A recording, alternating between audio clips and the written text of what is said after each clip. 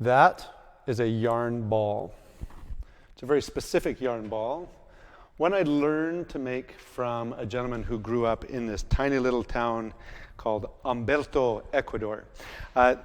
This is the last little video from the object manipulation series for the ARPDC's Physical Education and Wellness Implementation Series. My name is Paul Marlette, and I'm going to wrap this series up with a unique game.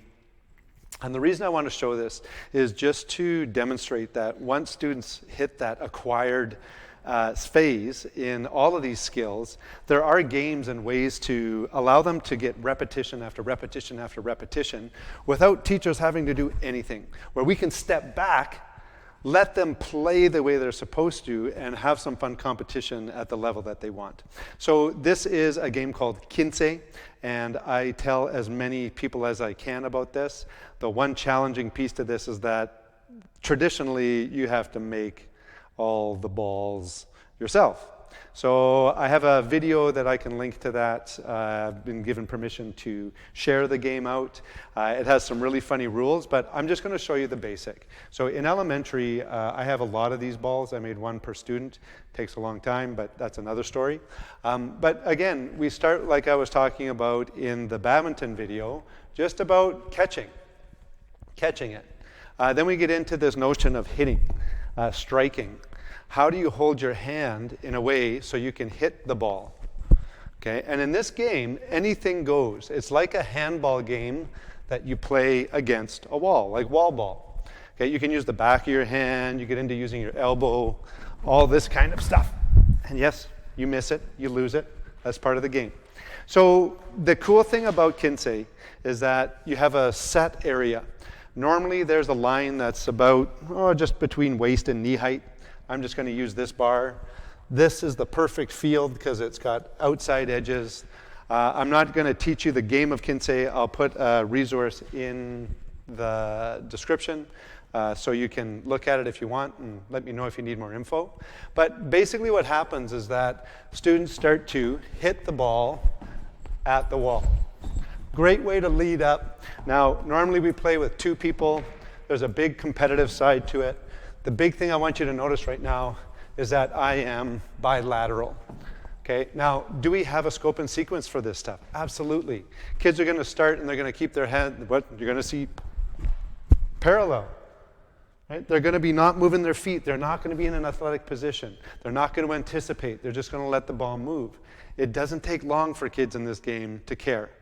Okay, so the next thing about this game is you have all these different angles like you would in squash. Okay, and when you start to play, you got to be really low. Okay, and then, you can even use your feet. Okay, so you got all of these different aspects to now integrate. Just like a good thematic lesson, when we start to integrate the possibilities, the brain lights up. Because the number of decisions it has to make so quickly is crazy. In order for me to decide, that one's too close, I'm going to use my foot. And it does take time.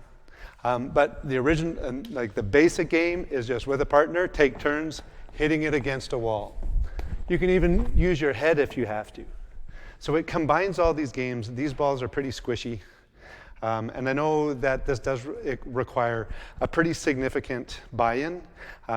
You can send my video to parents. There's no like hard, fast rules. It just has to be a soft ball. Uses a lot of yarn. But as you can see, I'm just playing in a small area. The crazy thing is that as soon as you start to hit this ball, that thing went 10 feet back. That's still in play. So now you can also determine how big of a playing field you want to use, if there's other parameters, but the game in its like pure form is pretty awesome as well. So I just wanted to show you that one little thing. I've tried to play it with foam balls, and it works okay, right? It'll still work, but keep looking for games. Keep looking for different things just to get those repetitions in.